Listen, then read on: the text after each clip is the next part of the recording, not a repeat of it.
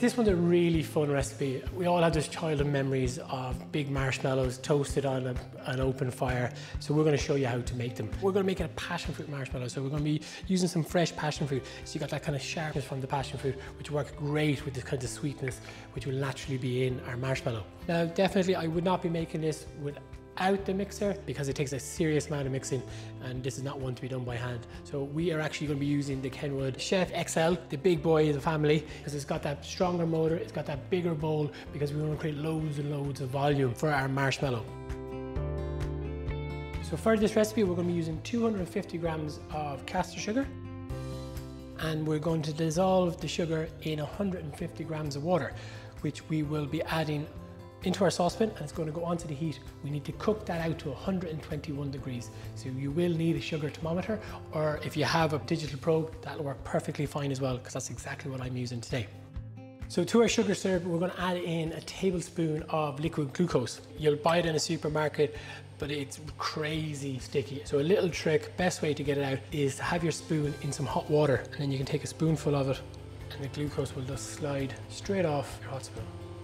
Initially, you can give it a little stir just to help the sugar dissolve, but once the sugar is dissolved, leave it alone, don't stir it. I'll keep an eye on it using our probe, and then once it kind of hits about 115 to 118 degrees, I'll start to mix the egg whites. So what gives a marshmallow its characteristic texture, it's lovely, squishy and bouncy, is that it's set with gelatin. So we're going to use some leaf gelatin here. So to prepare the gelatin, all we do is what we bloom it. We literally let it sit in some cold water, which allows it to soften.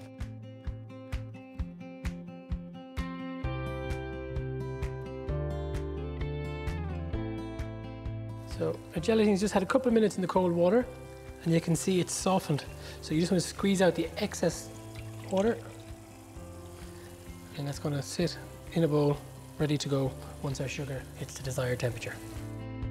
So for this recipe, we only need 2 egg whites. As the sugar is cooking and is being heated to 121 degrees, we are going to have our egg whites in our bowl, which we are going to just gently, just as it starts to approach the temperature we need at, we'll start to mix our egg whites. We take it off the heat, we add in our gelatin, just give it a gentle little stir just to help it dissolve. And then we're going to pour that nice and slowly onto our egg whites, which are mixing in our mixer. So the heat of the sugar will actually cook out the egg. And then we will finish it with the pulp and seeds of 3 passion fruit. Basically, you want to keep mixing it till it's cool. So you should be able to hold the side of the bowl and the heat has gone out of it.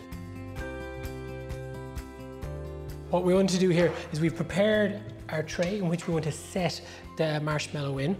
But if we were to pour that straight in now, you will find it almost virtually impossible to get it back off the paper. You're used to kind of marshmallows having that little kind of powdery coating on them. Simply what we use is it's a mix of 50% icing sugar and 50% corn flour.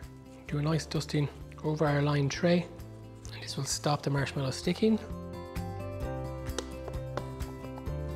It's like a cloud.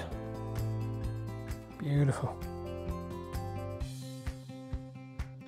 And then some more of our icing sugar and corn flour mix.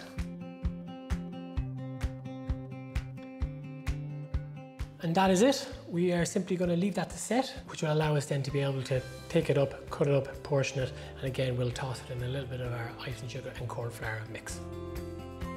This Passionfruit marshmallow recipe, I really recommend you giving it a try. They're soft, they're squishy, and the flavour is just amazing. You got that exotic sharpness from the passion fruit, you got the sweetness which would be naturally coming from a marshmallow, and they virtually almost dissolve in your mouth.